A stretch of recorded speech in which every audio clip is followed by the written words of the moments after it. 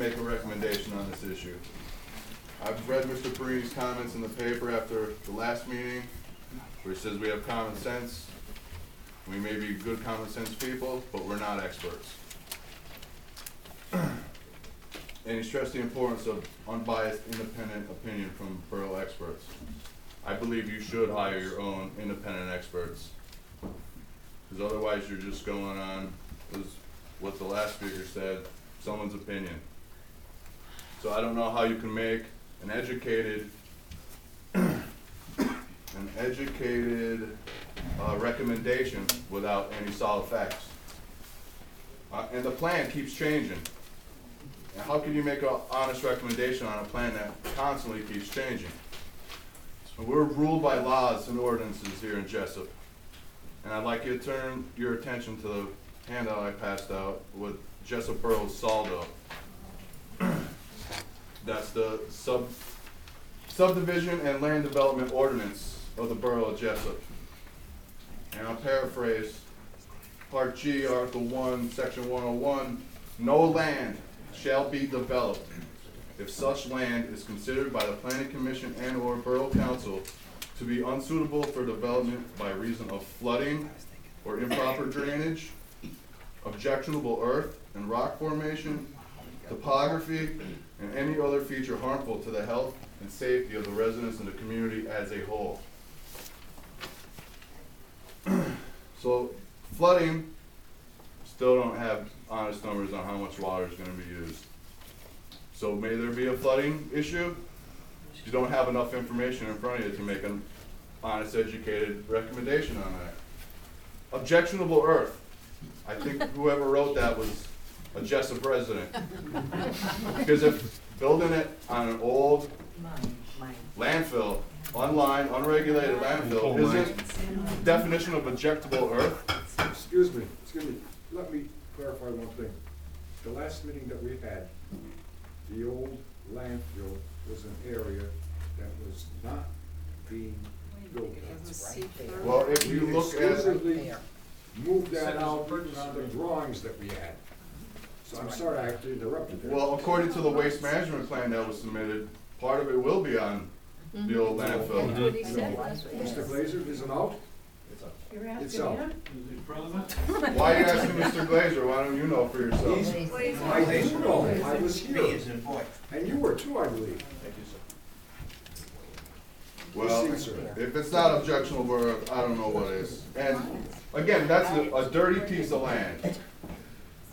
If you allow them to build on this dirty piece of land, and there's some kind of issue down the road as a spill or ammonia or diesel fuel, they're just gonna be able to say, well, you let us build it here, how are you gonna be able to tell if it was something they put there or was something that was already there?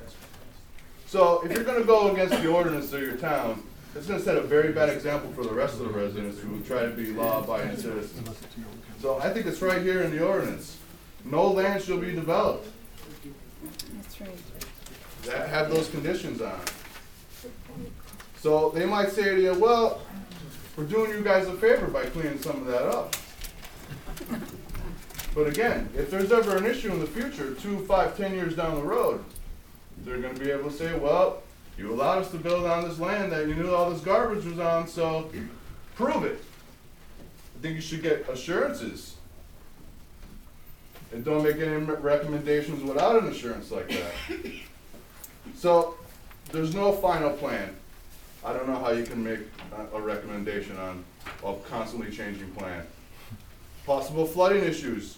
Are you absolutely sure there's no flooding issues? Without that information, you can't make a recommendation. Objectionable earth. And in their own documents, said they're gonna exceed the limits for the air quality, harmful nitrous oxide and volatile organic chemical emissions.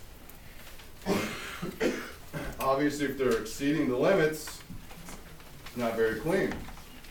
And the noise levels. You need your own expert on noise levels. Because if, I believe, anything over 35 decibels can harm people's sleep. And in their own documents, it says it's gonna be around 40 to 46 decibels. Too high. It's higher than without the plant, by their own admission. So on those 5 points, I don't know how you can allow this land to continue to be developed without these issues being addressed. So I recommend you take steps and hire your own experts in each one of these issues. Otherwise, you just might as well throw darts at the wall. You're just guessing. So, if there's any questions?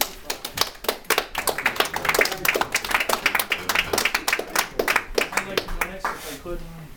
Mike Urelli, 1102 Church Street. At the last Borough Council meeting, we hired an expert to review our police pension fund. The report. Whoa. I have the floor. Yes, I do, but we're discussing, I have a point to make, and I'll get to it Okay. very quickly. The report was this thick, about 20 pages. We hired an expert. This is 630 pages. To date, we have not hired an expert. Can you tell me why? And these people here from Invenergy are not independent, and they don't represent us. So I implore you, please, hire an expert. Thank you.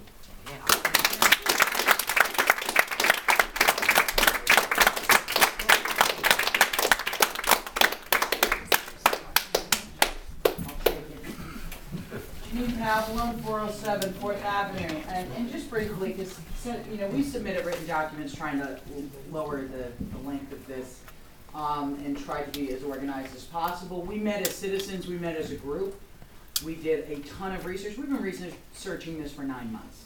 And I recall even the very first planning commission meeting, it was here, and then we also had a fire company, and we said to you way back then, hire an expert, we need some real opinions that are independent, that aren't paid for by Invenergy, and you know what, is beyond all of our expertise, including, Dennis and Tony. While they're very smart guys, even Dennis has admitted and said, look, this is unlike any project we've ever had.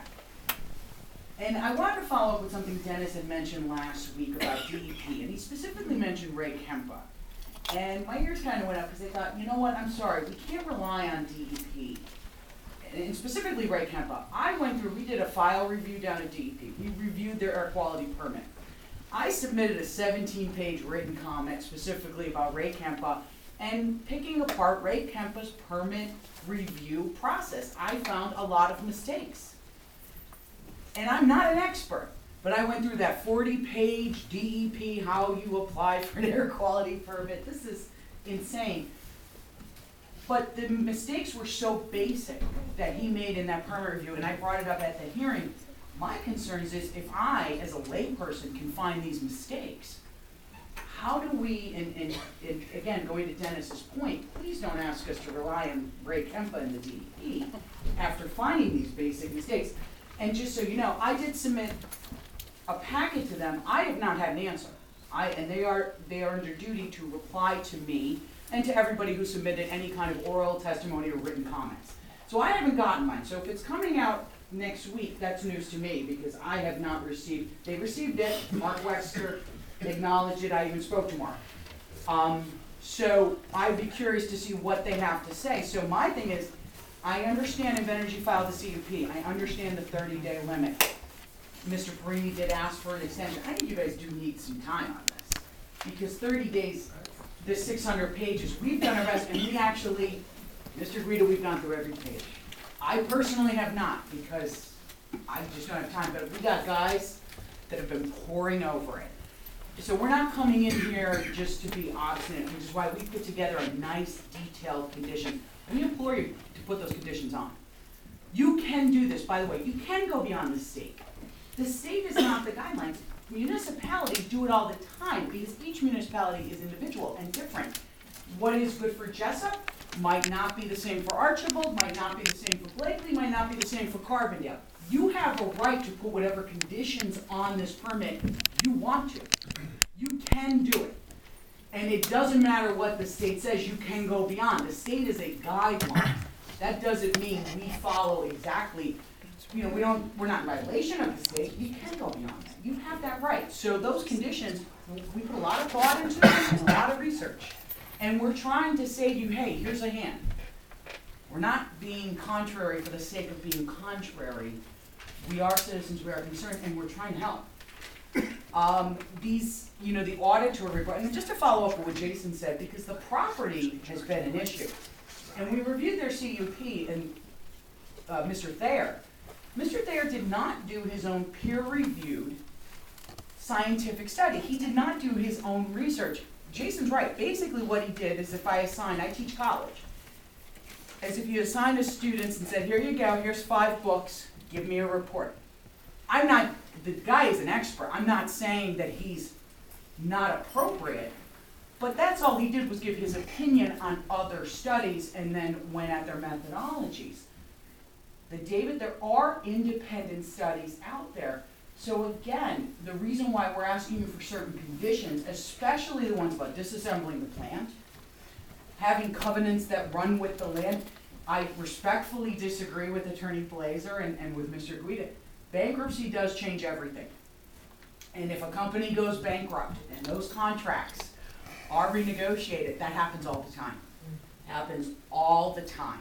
So you need to have these protections in place. If this changes hands, we need some protections that this plant in 30 years, which is the possible viability, 30 years, is it going to be standing empty? They got a lot of old abandoned coal-fired plants all over Pennsylvania because they didn't put, and the state didn't put the protections in place with the Clean Power Plant.